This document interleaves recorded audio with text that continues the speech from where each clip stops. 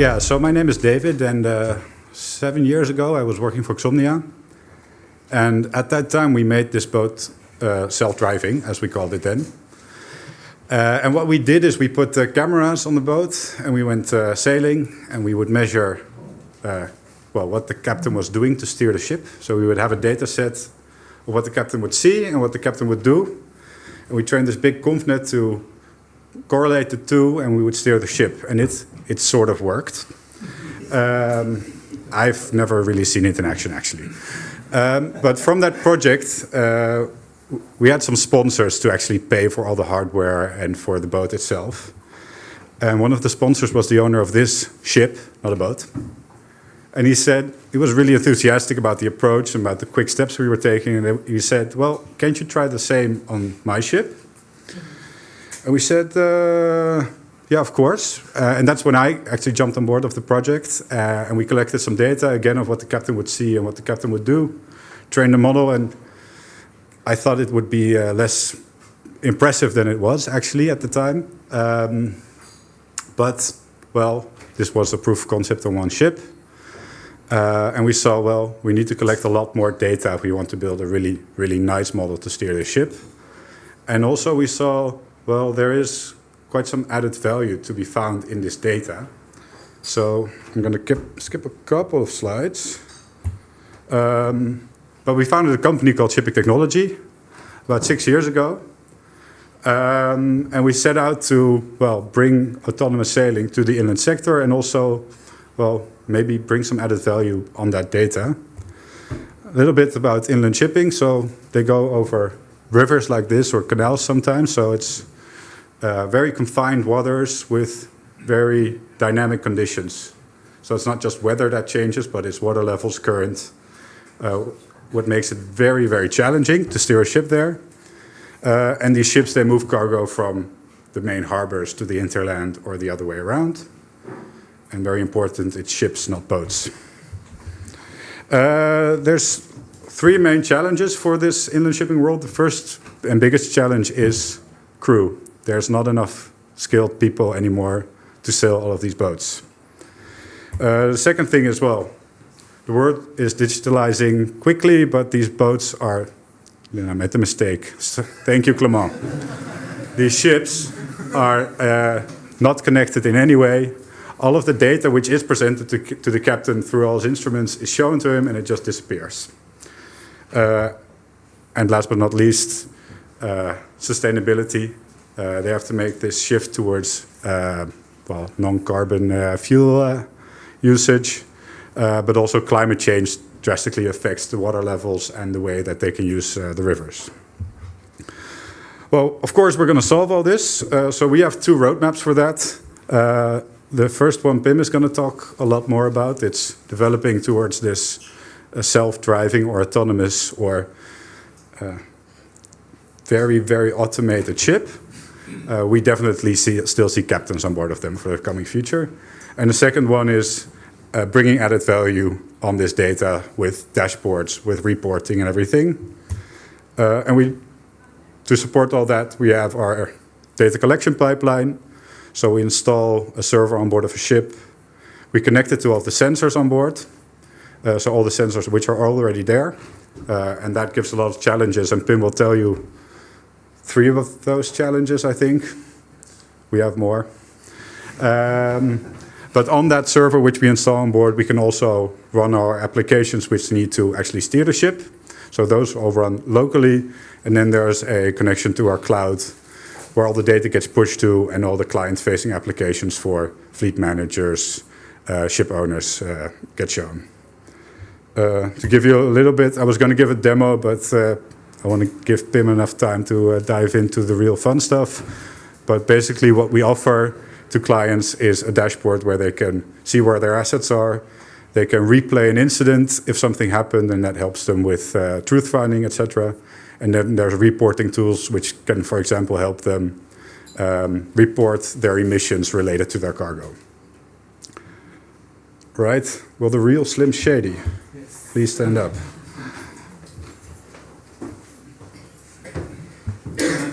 All right. Thank you. So my name is Pim. and I'm a data scientist at Shipping Technology. I've been working here for almost 5 years now, and throughout the whole process I've been working on the semi-autonomous sailing. So David already talked about, we have all these products about the office and the fleet management, but I will talk about what's going on board, and in particular the autonomous sailing. So the focus on my talk will be our mantra in the office, which is garbage in is garbage out. Basically, what we mean by this in our case is when there's something wrong with the sensors, when there's something weird going on board, it's also going to be difficult to steer the ship autonomously. And I will try to show where these challenges are in our stack and how we try to solve this. So first of all, let's try to establish what we mean with semi-autonomous sailing. So in the current form, what we have as a product, it's assisting and relieving the captain. So the captain is always present, that is for sure. And you can sort of compare it to a lane assist in a car, where the ship is positioning itself on the river and making sure it's keeping its distance from the shore. So it's not yet propulsion management, it's not yet adaptive steering, but these are things we are working on for the future. So a little bit high over how does it look like on board. So there are all these sensors on board, which we read and they get into the brain. This is what we call the server. Then there's a different piece of hardware on the top here where the captain actually inputs its destination. And when we have a localization and a destination, we can feed it into the algorithm, and the algorithm will make a command which will be executed by one of the actuators. So if we zoom in on this semi-autonomous sailing part, we can roughly split it into 3 modules. So there's the localization module and the goal. So where are we? Where do we want to go? Where do we want to go? At first, it's an abstract thing, like we want to go to the harbor. But what actually goes into the algorithm is a track. So when we know where the destination is, we calculate the track for the ship to follow to get to that destination. How that is done, I will leave for a different talk because we don't have enough time to delve into everything. So the next part is the ship model, which is a mathematical representation of how the ship behaves under different circumstances. So there's wind, there's current, there's cargo on and off. All these kind of things influence how the ship behaves. And in this ship model, we try to capture that to be able to sail autonomous. So when we have where we are, where we want to go, and how the ship behaves, we are able to solve this, and then we are able to determine a strategy, which is like a local strategy of the next 2 minutes, of which actions do we need to take to get the ship to steer over the track. So in all of these 3 modules, data is involved in one way or the other, and there are a lot of challenges, and I will try to show what we do with these challenges in each of these modules. First of all, I'll start with the localization. This is quite a visual example of data quality. David already mentioned we only use sensors which are already on board. So we are an add-on system. So if it's an old ship, we will also have old sensors, and we have to deal with that. So I don't expect you to be able to recognize what this is, but these are 2 radar images.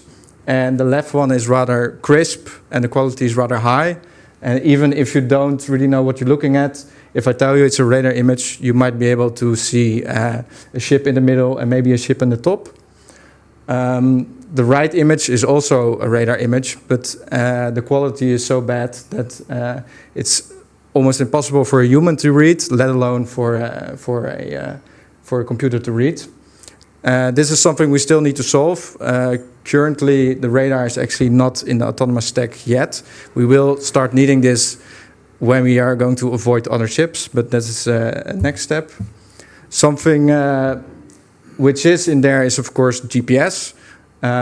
These are two examples of noise and garbage which gets into the system. These are historical GPS tracks. Sometimes we can predict the noise. For instance, in the left part, the ship sailed under a couple of bridges, and we already know and can predict that the GPS signal gets lost under bridges. On the right, the right image is actually rather random. For whatever reason, in the middle of the river, the signal gets haywire. So these are things we need to deal with. Luckily, in case of localization, there are a lot of solutions readily available. In this case, we use a Kalman filter. Kalman filter basically, it gets the measurements, it calls the update function. There's also a small model inside which determines the general trajectory the ship will probably go. It calls the predict function, and then these values are merged into one source of truth. So if you see the green input raw GPS coordinates, it's able to determine a more smooth red line. So this is actually used on board, and it's rather simple to implement. We are actually using an extension of the Kalman filter based on the paper I listed here below, which makes us even a bit more robust against outliers. So that's it about localization. That's so these are things we have to deal with, but they're not too challenging. I mean, the solutions are readily available, so there's that. Next up is the ship model. I'll give a little bit of background what the ship model, what we mean by the ship model. So it's a dynamical system, which basically means it describes when you are in a certain state and you take a certain action, we predict where the ship is going to be in the next state. And what we want to do in the ship model is we want to make use of the anti-symmetric feature of a ship. What I mean by that, I show here below. There's a mathematical way of showing, but maybe the schematic way is easier. What we mean with anti-symmetry is if you set the rudder angle to the right side, we expect the ship to turn to the right. When you set the rudder the equal degrees to the left side, we expect the ship to also start turning the equal rotation to the left side. So in practice, we sort of built in this anti-symmetry that the ship is supposed to be straight through the center. Why would we do this? Well, there are a lot of advantages when you do this. It greatly reduces model complexity. So there are just so many functions which agree with this anti-symmetric way of thinking. It frees up learning capacity, so the model does not have to learn that the ship is anti-symmetric because it's already baked in. That accelerates training process, improves performance, and one last thing is straight sailing. So if you have a purely anti-symmetric model and you give a command of 0 while the ship is already sailing straight, you sort of also, by definition, get a 0 prediction out. So if you want to sail straight, you give a command of 0. That is also a nice feature to have. So what you kind of expect is plot something to the right. Like here, I plot the rudder degrees against the rotation.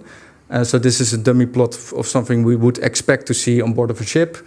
If you set the rudder to a positive value, we also expect positive rotation, and negative the other way around, and it's completely anti-symmetrical. This is something which should be the case. However, when we actually make these plots for actual ships and their data, we see it's not always the case. It's more always not the case. So the data is not perfectly anti-symmetric. You can see that in this picture as the distribution, the center of the distribution is not at 0.0. So it's a little bit skewed. And well, that can have two sources of error. The ship is not anti-symmetric. Of course, this is one possibility, but it's not very likely. And the second one is the data is not properly centered. So there might be a bias in the sensor as it is an old sensor, or the sensor is just not calibrated correctly enough.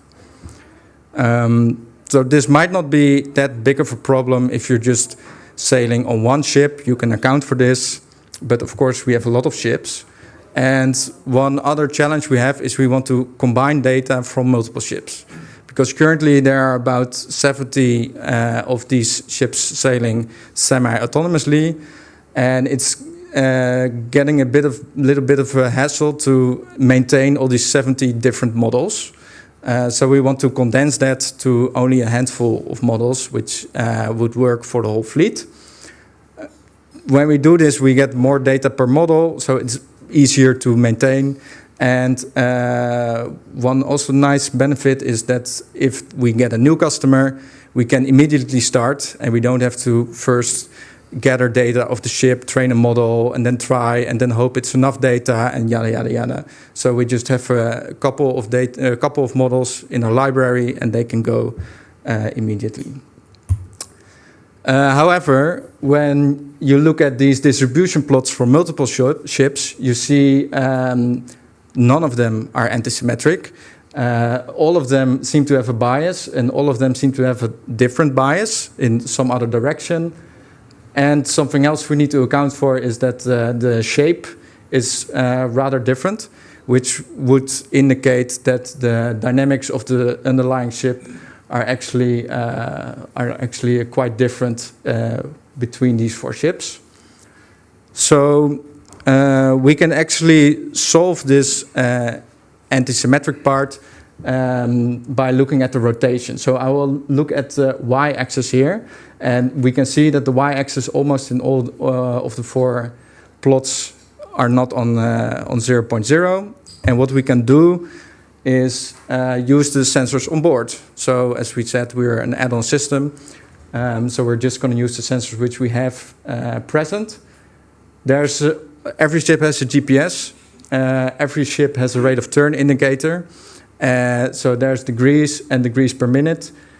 So the rate of turn indicator, in a way, is the derivative of the GPS compass. And what we want to solve is that the rate of turn indicator seems to have a bias. So that is the y-axis we had in the previous slide. So what we actually do for each ship individually, we also look at the GPS measurements, and we calculate our own derivative, and compare to the measured derivative from the rate of turn indicator, and then we are able to fix this bias which we see in these plots. So that is one way we can actually make these plots antisymmetric and make these models also combinable. So that is something we need to do, otherwise the performance really degrades. That's nice. And then you think, okay, we're done. We have a couple of models out there, and they're also antisymmetric, and everything's working. But then you step into the wide world, and you come across other ships which are, by definition, not antisymmetric. Here's a ship which also carries on barges, and it actually has a barge in the front and a barge to the side. So the mass which the ship is carrying is, of course, not in the center. And also the propulsion is not in the center. So there's a lot going on here. And also when you look at the rudder over rotation plot, you see that the mass of the distribution is actually in the top right, which makes sense as the whole ship is sort of always leaning towards the right. So for these ships, we need to, of course, let go of the antisymmetric feature and solve in some other way. That's it about the ship model. Then, okay, we have solved localization. We have a nice ship model, and now we are going to produce commands. And we will see that we have some challenges there as well. So I'll talk a little bit about how we actually command the ship. We make use of the autopilot on board. So the autopilot is also a controller on board, which every ship has, which the captain actually uses to steer the ship. So most of the times the captains are not handling directly the rudder, but they're handling the autopilot, which in turn handles the rudder. We do this because it's easy to interface with. All ships have autopilots. It greatly reduces the problem space as the rotation is already handled by the autopilot. And it's also easier to generalize for multiple steering methods. So there are some ships which use rudders, some ships which use pods, but all ships use autopilots. So it's easier for us to do it that way. So how does that look like schematically? If we have the strategy, so for the coming 2 minutes, we will send the first command to the autopilot. So the command will be in degrees per minute. And then the autopilot will figure out what it needs to do to actually execute this command. And we'll set the rudders accordingly and will actually command the rudders to a certain degree. So this is working, but we get another problem. Namely, our system is a controller and the autopilot is also a controller. And controllers always have settings and options and things to tweak. So sometimes we encounter stuff like this. Here we see a plot over time where the blue line is a commanded value and the orange line is the resulted value. And the key takeaway is you set a command and it takes about 30 seconds for the autopilot to actually execute it. And this is way too long for us to actually steer the ship because we need really rapid execution. So this is something you, of course, encounter when you have so many ships out there. Some of the pilots are just poorly handled. Solutions for this, the most easy part, which we can sort of keep our hands off, is make the pilot work better. So there are experts in the field which are able to fine-tune these settings and improve the pilot. That can hit a dead end. Some pilots cannot be improved for some reason.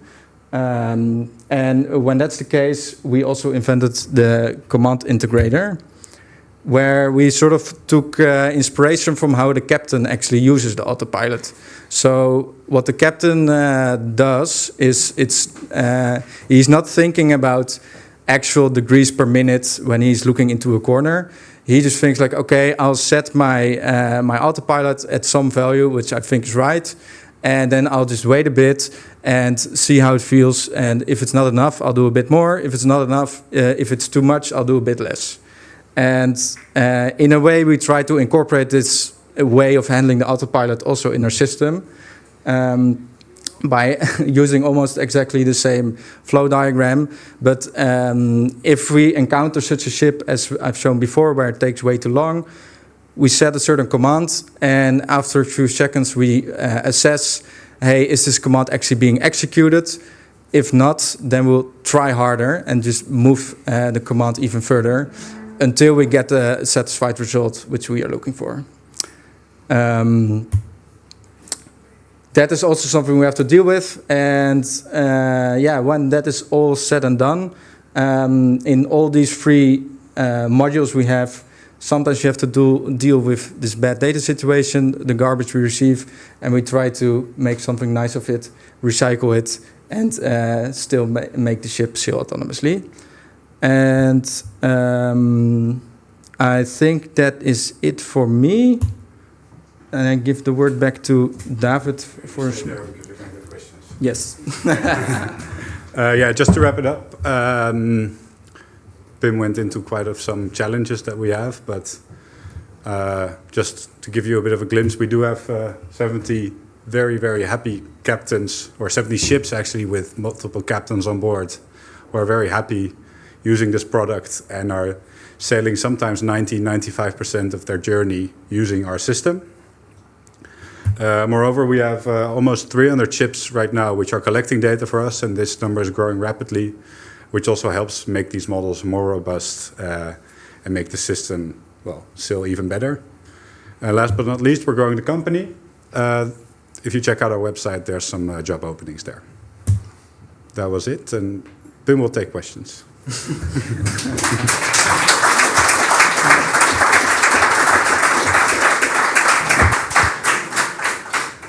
Thank you. I will give my talk about our draft measuring system that we created for the harbor of Amsterdam, close to here.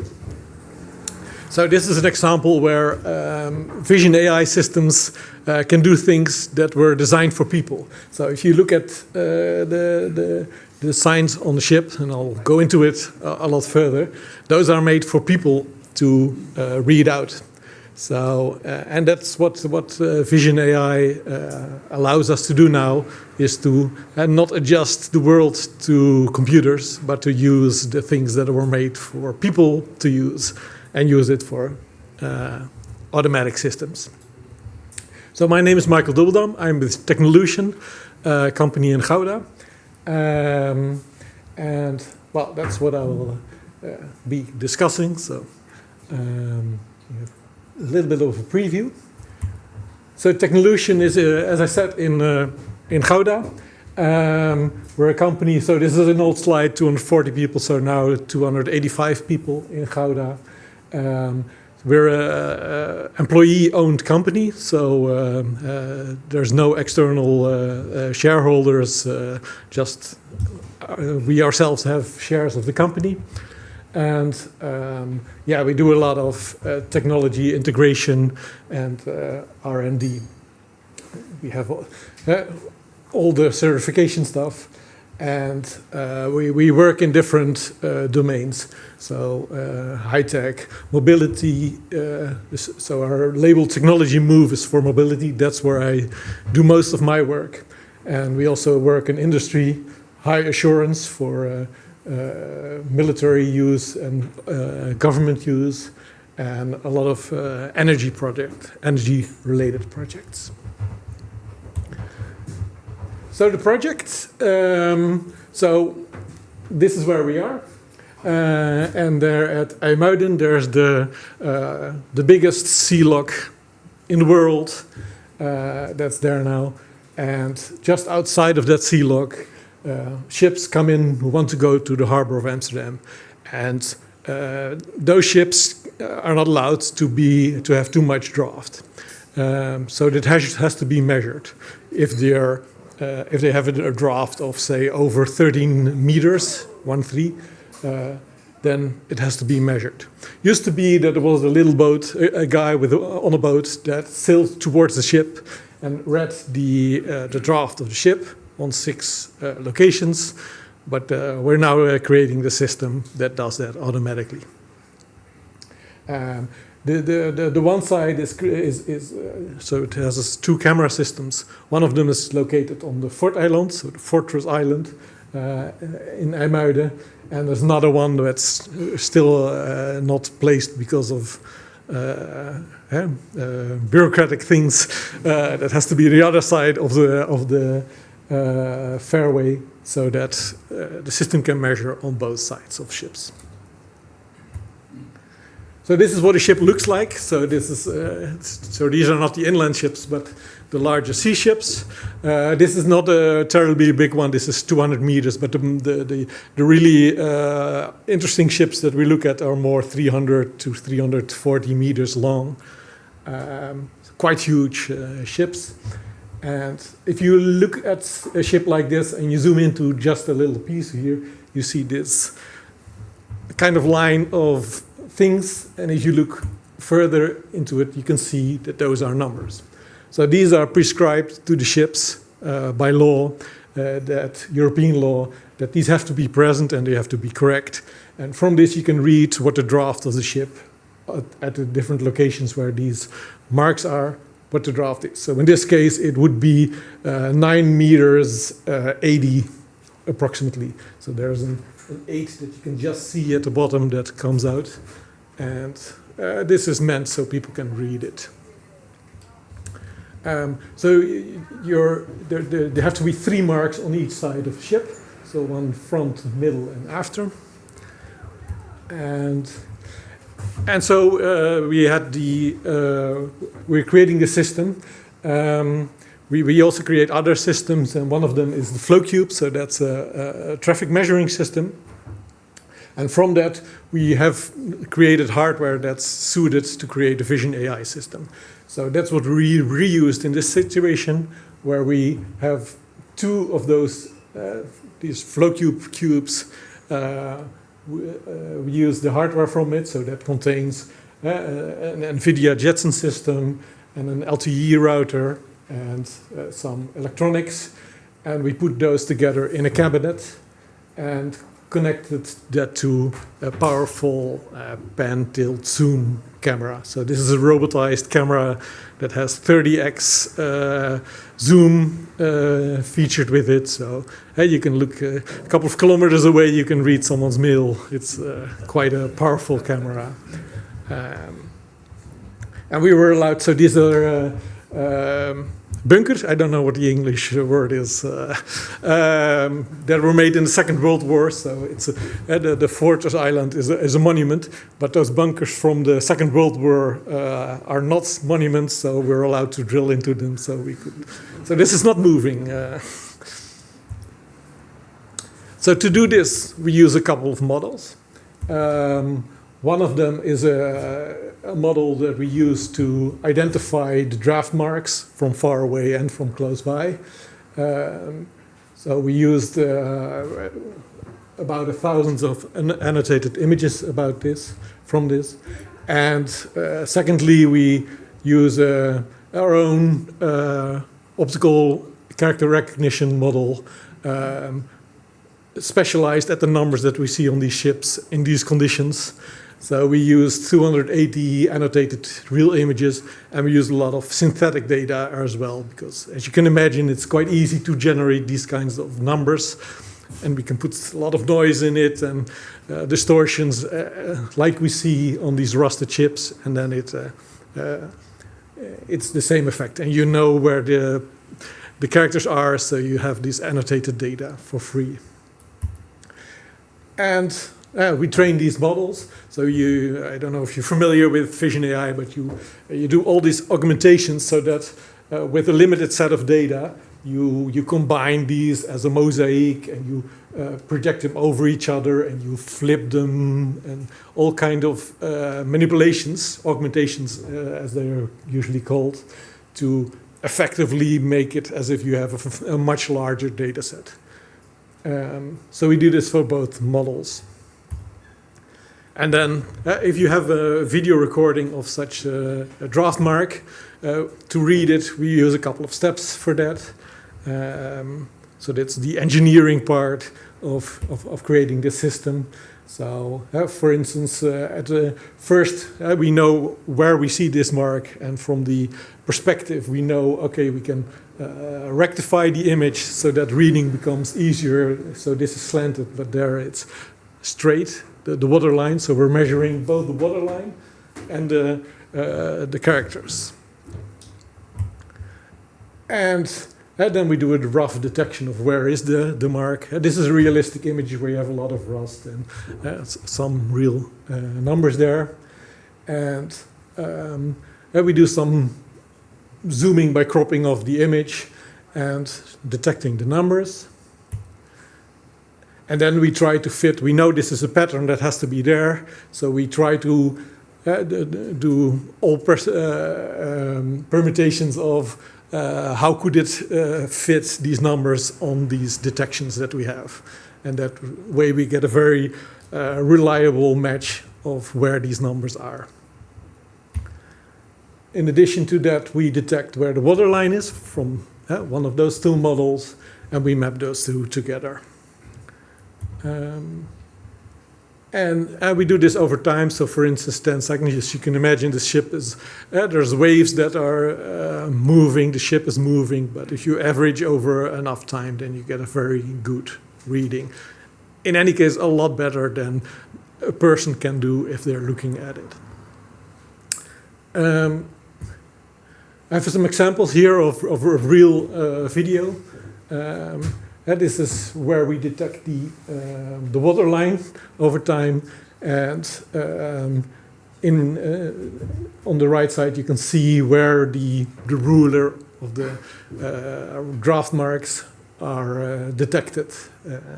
And this is at night, so it also has the camera has infrared. So this is 250 meters away and still quite good image, workable image there. We thought up front that if there are a lot of waves, that would be very difficult, perhaps. But we find out now that that's not a problem. The biggest challenge is when there's, so this is with waves. So this is quite easy to read. But if there's very still water, you get a lot of reflections. And we found out that that's actually the harder part of finding the solution. So this is quite a calm example. So as you can see from the reflections, this is actually a harder problem to solve. And this is the hardest of them all. So this is really underneath the ship. So where it's really calm, so you can see the numbers here, but your model shouldn't detect the water line there, but that works very well as well. So this is the first phase that we did. Can we, from these fragments, identify the draft of the ships?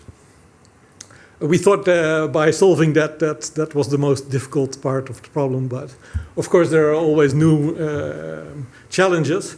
And I drew this up quite simply, but actually the biggest challenge of this project was not when you look at the draft to read it, but the problem is how do you get the robot in the camera to look towards and zoom into the draft mark. And the biggest challenge there is that everything takes time. So when there's an image coming into the camera, it's, 500 milliseconds before you get that image in your computer system. So you're looking at the past. But you also have to do some object detection on it, which takes some time. And then you find out, okay, so the ship is, we see this mark there, so we have to zoom into it, or we have to track the ship there. And you give those commands, but it takes a while before the commands get to the camera, and then it takes a while before the camera does that. So that means that in reality, there's a lot of synchronization, a lot of asynchronous stuff you have to do. So this is complicated, and there's only a ship coming a couple of ships coming every day, and the really marginal ships, there's only one every 2 days, so you cannot wait for the ships to arrive to test this system. That's why we created a simulation, and I'm hoping that this will run.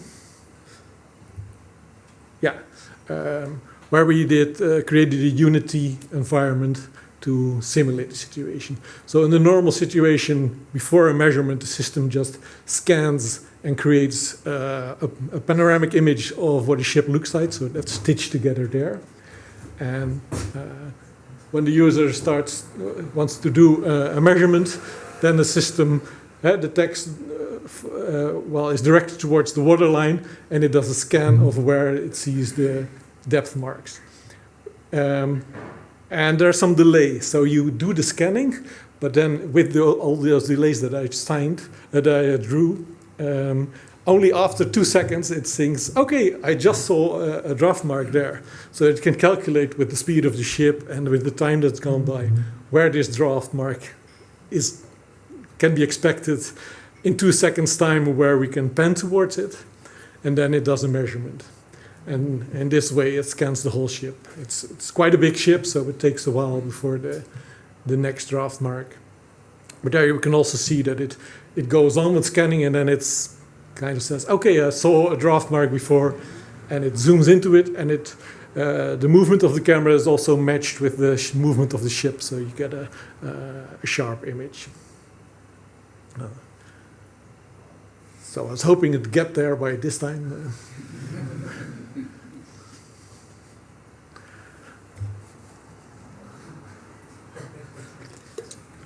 There it is. And then, hey, it sees it and it zooms into it. And this is really what we can really track it very well. So that's it gives very good values, very good information. So in the end, the system creates a report where it's kind of evidence that we did this measurement and we've measured these draft levels on the different draft marks. So this is this project, a really fun project to work, but a lot more complicated than we thought in the beginning. So I'm going to show some other fun stuff that we did. So we also have this traffic sensor camera-based. So this also uses object detection. That's also what Michael worked on when he did his thesis at Technolution, and also when he started working with us.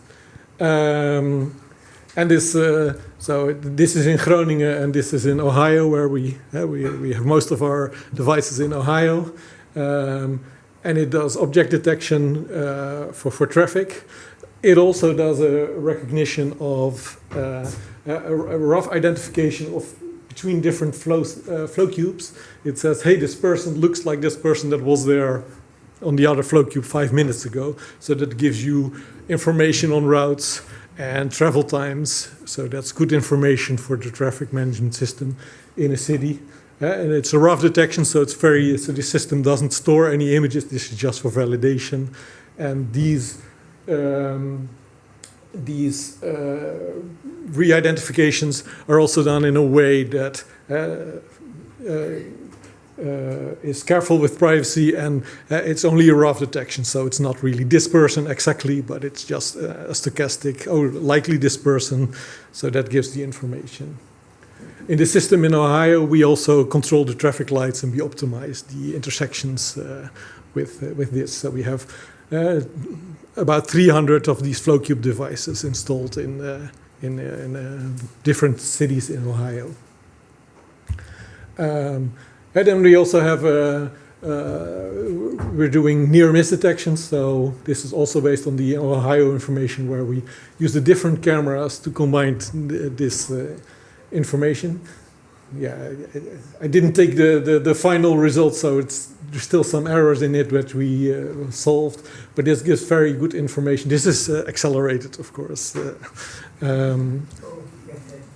on whether there are near misses, so almost collisions, which is a good way to investigate if something is unsafe. We'd like to do this for fat bikes as well, but hopefully first.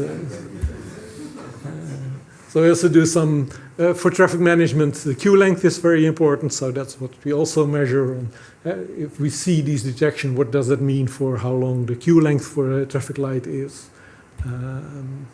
And we also do quite some other things as well. Also something that Michael has done an early version of, where we detect from tomatoes with semantic segmentation models where the stems are. So it's not just green and red, because the crowns on the tomatoes are also green, but we don't want those. So we detect exactly where the stems are. And because we use a stereo camera, that gives us 3D information. We even do a micro segmentation model where for the exact place where you can pick it. And in this way, we get around 1 millimeter accuracy, so that we can do the bin picking, the picking from fine tomatoes from the bin on the packing line there. So it's a really new project, but yeah. We're happy that that's successful. So we have a team of, in our Vision AI capability, and we're quite happy with the way we're managing to get things successfully from training models towards real production models that really give value to our customers. So yeah, that's what we do. So especially for consultants or for companies, if you want to have to work together with a company that has this capability to really bring these kind of vision AI systems to productions, yeah, contact me. Or if you want to use cameras to detect other ships for your autonomous shipping solution, just a thought. Yeah, go ahead and seek us out. Thank you.